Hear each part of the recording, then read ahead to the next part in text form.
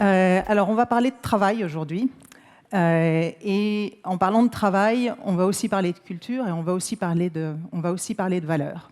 Je vais démarrer par vous présenter en quelques minutes les principes fondamentaux qui ont été à l'origine de ce qui, je crois, fait aujourd'hui la spécificité de Google, ce qui nous a permis d'atteindre une taille, une notoriété et une dimension dans nos premières années. Et puis après, on a commencé à réfléchir de façon un petit peu plus analytique, un petit peu plus scientifique, un petit peu plus rigoureuse à la façon dont on avait construit ces premières années.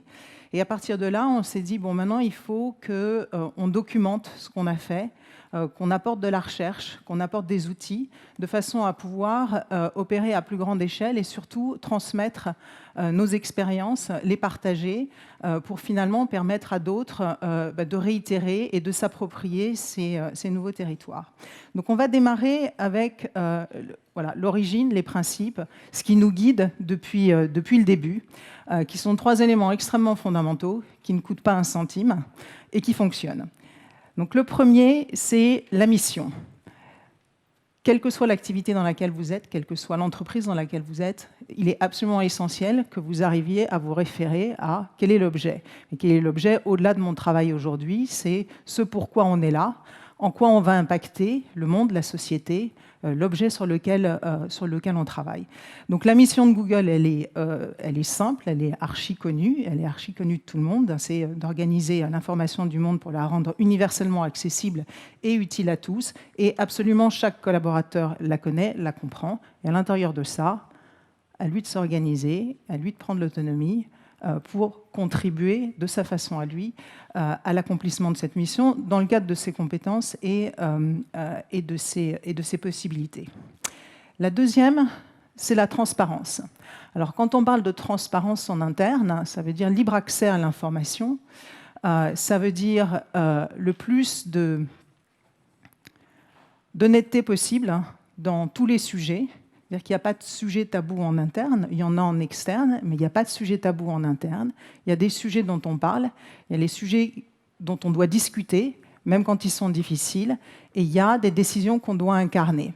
Et l'élément le plus symbolique de cette incarnation de la décision, c'est ces réunions qu'on fait tous les vendredis, ça s'appelle TGIF, et ce n'est pas simplement un moment social, c'est un moment sur lequel on va en fait expliquer ce qui s'est passé pendant la semaine. Ça a démarré il y a 18 ans. Depuis 18 ans, toutes les semaines, Larry et ou Sergey ou leur entourage immédiat fait un point sur ce qui s'est passé, les lancements de produits, bien avant qu'ils soient proposés, les sujets sur lesquels on travaille, les sujets confidentiels sur lesquels on se pose des questions, des sujets d'entreprise, des sujets de rémunération, absolument tout ce qui concerne la vie de l'entreprise. L'autre élément de cette réunion, c'est qu'elle est structurée en présentation et questions, et que la part des questions, c'est au moins un tiers du temps de la présentation, si pas 50%. Et dans les questions, c'est des questions qui viennent de la salle, hein, comme on va le faire tout à l'heure, ou c'est des questions qui viennent aussi de l'étranger depuis qu'on a grandi. On a aussi des questions qui peuvent venir absolument de partout. Et pour des gens donc, qui ne sont pas là, on a ces systèmes de modération où chacun peut poser sa question, on peut voter pour les questions les plus intéressantes et on prend les questions qui reçoivent le plus de votes. Donc, ce qui permet de traiter en direct toutes les questions. Certaines sont faciles, certaines sont difficiles, certaines sont très difficiles, mais au moins on en parle. Et quand on n'a pas les réponses, on dit on est bien conscient que la réponse n'est pas terrible, on reviendra. C'est un sujet sur lequel on a besoin de continuer à discuter et on en reparlera plus tard. Et on donne des retours en permanence. Et le troisième élément, qui est le complément finalement de la transparence, c'est la voix, qui est donc d'organiser le dialogue et une conversation, pas au sens d'une conversation de salon, mais une vraie conversation sur tous les sujets en entreprise. Et puis la mesure. Donc c'est vrai qu'il y a des gens qui sont moins à l'aise pour s'exprimer spontanément. Donc on est en permanence dans des process d'évaluation, de questionnement, d'enquête d'opinion. Et tous les résultats de ces enquêtes sont systématiquement rendu public. Donc on a, par exemple, une enquête de satisfaction annuelle Donc chaque personne répond, c'est 80 questions, donc c'est assez lourd.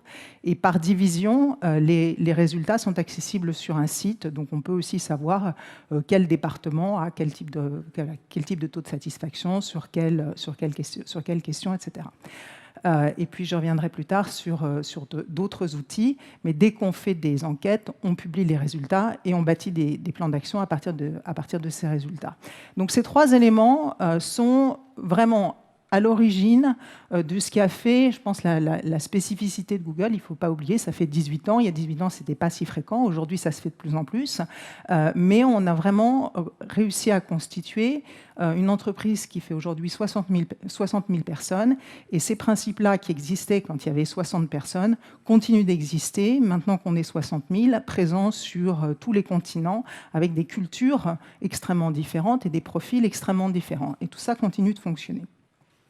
Alors, ce qu'on a, et ça a été développé de façon assez intuitive, parce que ça correspondait vraiment à la personnalité et au mode de fonctionnement de Larry et Sergey, qui sont des universitaires qui ont développé leur projet dans le cadre d'un campus et qui finalement ont voulu construire leur entreprise autour des mêmes principes de fonctionnement et de communication qui étaient ceux qu'ils avaient toujours connus et qui leur convenaient bien. Et puis, au bout de quelques années, on s'est dit, c'est très bien, on est arrivé à 7 000 à 8 000 comme ça, mais est-ce qu'on sait ce qui marche vraiment, pourquoi ça marche, comment ça marche, et est-ce qu'il n'est pas temps de commencer à documenter et à avoir une approche un peu plus rigoureuse et scientifique? Finalement, quand on prend des décisions humaines, on s'appuie énormément sur l'intuition. Est-ce qu'on ne peut pas faire mieux que ça? Est-ce que c'est bien de uniquement s'appuyer sur notre intuition? Et un des premiers sujets sur lesquels on s'est penché, c'est le sujet du recrutement. On s'est dit finalement, tout le monde est persuadé d'être un bon recruteur, tout le monde est persuadé d'être un bon manager. En fait, quand on creuse un peu le sujet et quand on creuse la littérature académique sur le sujet, on se rend compte que on est tous d'assez mauvais recruteurs, même les professionnels du recrutement. Pour faire un bon recrutement, il est préférable de se mettre à plusieurs et il est préférable de suivre un certain nombre de règles de fonctionnement et j'y reviendrai après. Et donc, on s'est mis à analyser un certain nombre de process qu'on avait et à les étudier et à rentrer dans une démarche beaucoup plus scientifique sur tous les sujets humains.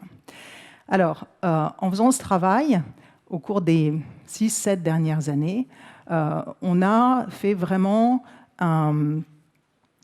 appliqué une démarche scientifique extrêmement rigoureuse. On a recruté des gens qui venaient du monde universitaire, dans le domaine de sciences sociales, dans le domaine de la psychologie sociale, de la psychologie du travail, de la psychologie comportementaliste. Et on a vraiment utilisé tout cet appareil pour étudier Google comme un corps social comme un autre. Donc pour faire vraiment nos analyses statistiques et sociologiques sur cette entreprise. Et une fois qu'on a terminé tout ce travail, on a commencé à publier et on s'est dit c'est un petit peu dommage de garder ça pour nous. Il y a beaucoup de choses qui sont totalement exploitables par d'autres entreprises, quelle que soit leur taille, quel que soit leur secteur d'activité. Donc ce serait bien qu'on mette ça en commun. Donc on a ouvert un... Pardon, attendez, excusez-moi, il est effectivement un peu sensible. On a ouvert une plateforme ouverte, donc sur laquelle on a open sourcé la plupart des travaux qu'on a publiés, sur une plateforme qui s'appelle Rework, et je vais détailler un certain nombre, ceux qui me paraissent les plus intéressants aujourd'hui, mais je vous encourage à aller voir la plateforme en direct pour avoir la totalité des travaux qui sont présentés.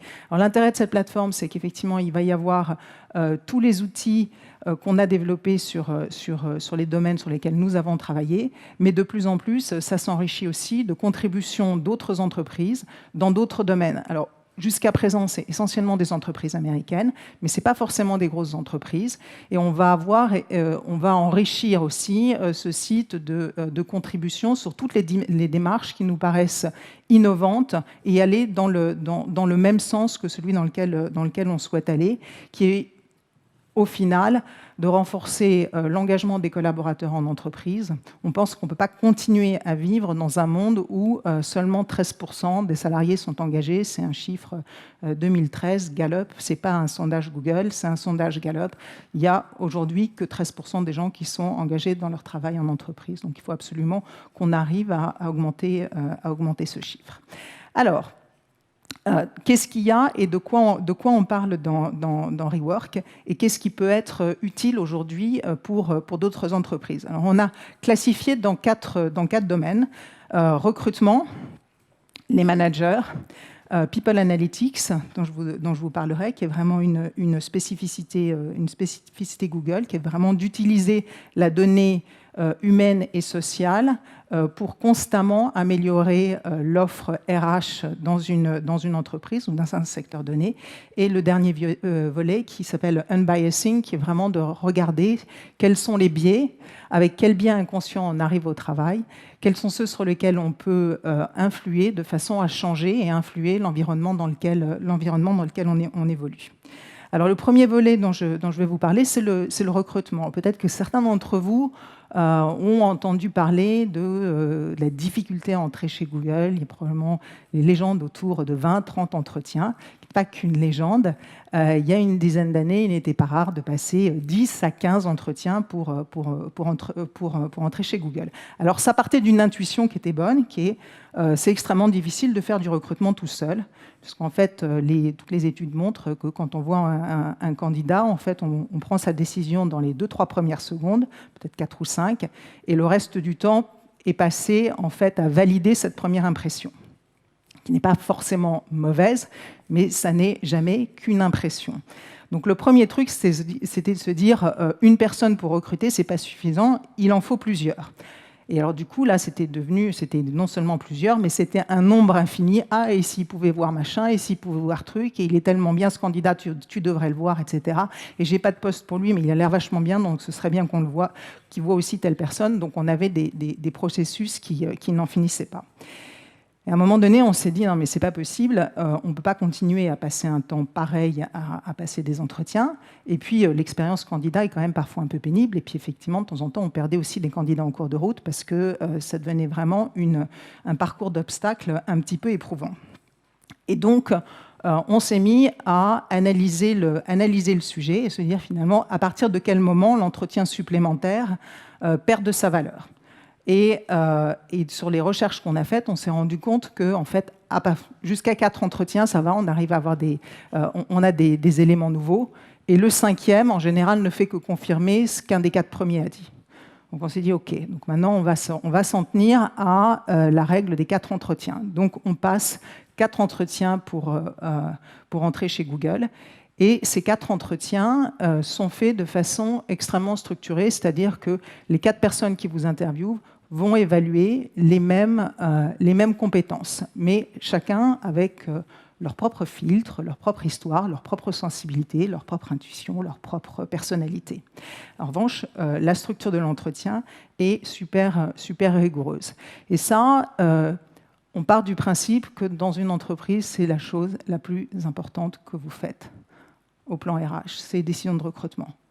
Un mauvais recrutement, ça peut vous casser la totalité d'une équipe.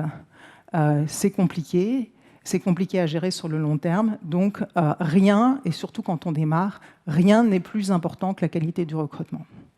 Donc on y passe effectivement énormément de temps et on y met beaucoup de rigueur. Donc sur ces 4 entretiens, on a des structures d'entretien que je vais, en fait, nous on évalue 4 dimensions. Voilà, c'est pas forcément celle que vous avez envie d'évaluer, c'est celles qui nous paraissent, qui pour nous fonctionnent et qui nous paraissent importantes. Et tous les candidats sont évalués sur ces 4 dimensions. Et vous pouvez les appeler comme vous voulez. Ce qui est important, c'est de mettre à l'intérieur, d'être très précis sur ce que vous allez rechercher. Mais les 4 sont de nature très différente. Donc la première est vraiment sur la capacité, on va dire, de résoudre des problèmes. Et on ne fait pas de brain teaser, c'est fini, ça c'est pareil. On s'est rendu compte que c'était complètement inutile. Chacun fait, voilà, on a fait nos erreurs aussi. On pose vraiment beaucoup, on pose des problèmes qui sont plus des situations Et ce qui nous intéresse le plus, ce n'est pas nécessairement la réponse, c'est la façon dont la personne va aborder la question. On pose des problèmes en général assez vagues parce qu'on aime bien que les gens puissent finalement se positionner dans une situation ambiguë dans laquelle on n'a pas toutes les informations, qui représentent la majeure partie des situations dans lesquelles ils vont se retrouver en entretien. Le deuxième est plus sur les compétences techniques. Le troisième, c'est ce qu'on appelle le leadership. Le leadership ne veut pas nécessairement dire qu'on a managé des équipes. C'est au contraire, je dirais, la possibilité, justement, la capacité qu'on a à prendre un sujet en responsabilité, quelle que soit sa position hiérarchique, quelle que soit son expérience et quel que soit son pouvoir dans la structure. C'est vraiment être capable de prendre un sujet et de le porter et de se faire suivre. Et le dernier qu'on appelle, qu'on appelle Googliness, moi je ne suis pas une fanat de tous les mots qui fonctionnent avec Google, mais bon, c'est utilisé, donc je vais l'utiliser. C'est vraiment ces éléments plus de personnalité où il y a un mélange d'assurance mais d'humilité, c'est la capacité de se tromper sans s'effondrer et de redémarrer après, la capacité de travailler en équipe, et puis cette dimension extrêmement importante qui est, on ne vient pas simplement pour un travail, on vient pour avoir un impact aussi sur la société, sur la façon dont les gens vivent, montent des business, travaillent, et d'aller vraiment un peu au-delà au-delà du poste pour lequel ils sont recrutés. Donc on a ces quatre catégories, et tous les candidats sont évalués sur ces 4 catégories. Et après, on prend donc les entretiens, il y a des questions, il y a des notes, on compare les notes écrites. On prend une décision collective. Dans le panel de recrutement, il y a forcément une personne qui est neutre par rapport au recrutement, c'est-à-dire qui ne va pas travailler directement avec cette personne. Et vous pouvez prendre, pour les entretiens, vous n'êtes pas nécessairement obligé de prendre que des gens de l'entreprise. Ça peut être aussi des gens dont c'est le métier, ça peut être des amis, ça peut être des investisseurs, ça peut être ce qu'on veut. Mais c'est important qu'il y ait des gens qui soient neutres par rapport à la décision, qui n'ont en fait pas d'intérêt direct sur le recrutement de cette personne, pour qu'on ne soit pas pressé par le temps, pour qu'on n'agisse pas sous la pression du moment, qui est souvent assez mauvaise conseillère. Alors, ensuite, sur les autres sujets, qui sont les sujets du management, les sujets du travail en équipe, là aussi, on s'est dit, mais finalement, en fait, on s'est dit aussi, parce qu'un jour, Larry a décidé qu'il n'en avait plus besoin de manager, donc il a supprimé tous les managers, et le directeur technique de l'époque s'est retrouvé avec 700 direct reports. Ça n'a pas super bien marché. Donc on s'est dit, bon, il faut qu'on revienne en arrière, mais sur quelle base ? Et là, on a entamé tout un travail en se disant, mais dans le fond, c'est vrai, nous, on a l'habitude d'avoir des managers, ils n'en veulent plus. Finalement, à quoi ça sert un manager ? Est-ce que ça sert à quelque chose ? Déjà, première question. Est-ce que ça sert à quelque chose et qu'est-ce que ça fait ? Et donc là, on a utilisé toutes les données qu'on avait d'enquête de satisfaction, d'évaluation individuelle, de taux de démission dans les équipes, etc. On a croisé toutes ces informations et on a clairement mis en évidence le fait que quand on avait un bon manager, ça faisait une grosse différence. Donc, ok, et très bien, mais où exactement ? Et donc là, on est allé un peu plus profond avec des entretiens en double aveugle, avec des bons managers et des moins bons managers, pour voir quelles étaient les pratiques qu'est-ce qui définit un bon manager et quelles sont les pratiques observables qui permettaient effectivement d'avoir un meilleur, qui donnaient de meilleurs résultats en termes de management. Donc voilà ce qu'on a. Isolé. Alors, si vous vous intéressez au sujet, je pense qu'il n'y a rien de révolutionnaire là-dedans. La seule chose, c'est qu'on l'a quantifié, validé et modélisé. Et l'ordre peut différer d'une entreprise à une autre. Donc ça, c'est vraiment l'étude qu'on a faite en interne. Il peut y avoir une intensité légèrement différente sur l'un ou l'autre des items. Mais à partir de là, sur chacun de ces items, en fait, on pose aux collaborateurs 2 ou 3 questions auxquelles ils répondent. Et tous les managers, du coup, sont évalués en fait, sur ces compétences et sur ces pratiques 2 fois par an. Donc, si vous êtes un manager chez Google, 2 fois par an, tous les gens qui vous rapportent remplissent un questionnaire de cette nature, vous posent des questions, répondent aux questions, et le manager reçoit son évaluation et derrière débrief avec son équipe, et il sait ce sur quoi il va devoir travailler ou ce sur quoi il doit pouvoir s'améliorer, ou alors ce qui continue de faire bien. Et c'est vrai que depuis qu'on a mis en place cette enquête, ça fait maintenant ces enquêtes qui sont maintenant systématisées depuis 4-5 ans, on voit aussi les résultats constamment s'améliorer et constamment augmenter.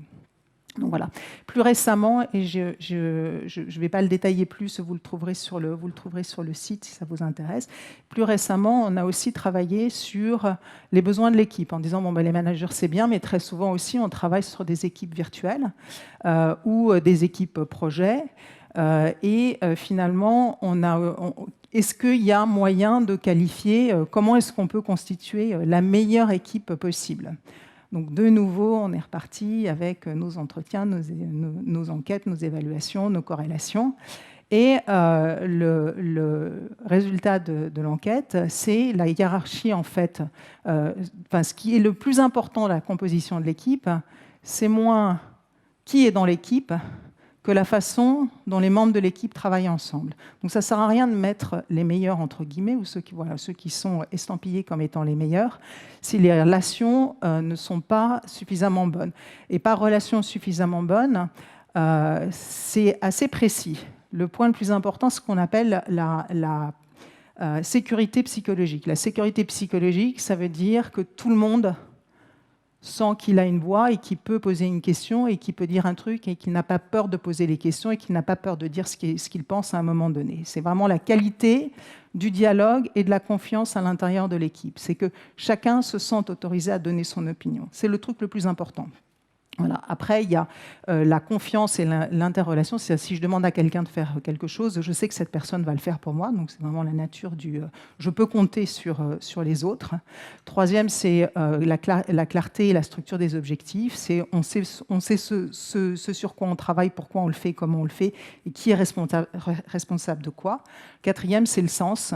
On sait à quoi ça sert. Voilà.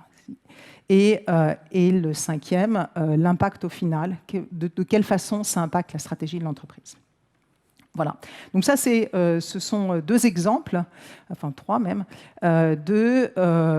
d'utilisation en fait des données et d'une démarche scientifique pour vraiment améliorer des pratiques et des processus RH. Et fondamentalement, on pense qu'on va dans ce sens-là et que plus on arrive à faire se rencontrer des intuitions et un appareil scientifique et une approche rigoureuse et scientifique, plus on arrivera finalement à déterminer des pratiques en entreprise qui peuvent se déployer largement et qui fonctionnent. Et ça nous met aussi dans cette logique de feedback loop où constamment on améliore les pratiques et dans une logique qui est aussi dynamique parce que les besoins d'un corps social change, les besoins d'une entreprise changent, la pyramide change, il y a des acquisitions, il y a des changements d'équipe, etc. Et donc, on est en permanence dans ces processus d'amélioration et d'itération. Voilà, donc je vais m'arrêter là.